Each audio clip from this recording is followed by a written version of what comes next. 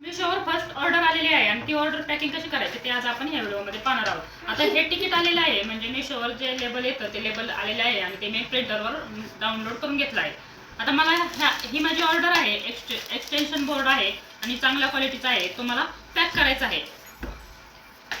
मिशोवरून पॅकिंग करण्यासाठी बॅग येतात, पण माझी फर्स्टच ऑर्डर आहे त्यामुळे मी बॅग वगैरे ऑर्डर केलेलं नाही. पहिली ऑर्डर आपण असेच घरचे बॉक्स वगैरे घेऊन त्याचा बॉक्स बनवून पॅकिंग केली तरी चालते. तर हा बॉक्स आहे तो आपल्याला आतमध्ये टाकायचा आहे आणि हे जे तिकीट आहे ते तिकीट आपल्याला कट करून घ्यायचं आहे.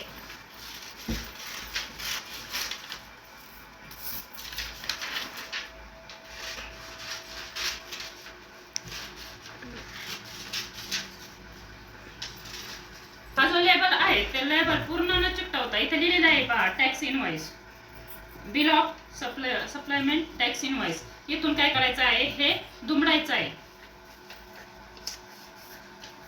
आणि आतील जी बाजू आहे तो खालचा भाग कट करून टाकायचा आणि फक्त एवढा ऍड्रेस आणि कोणती ऑर्डर आहे हे वरती एवढं कट करायचं आहे.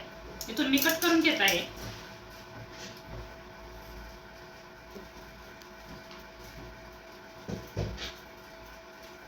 बघा मी एवढा भाग कट केलेला आहे.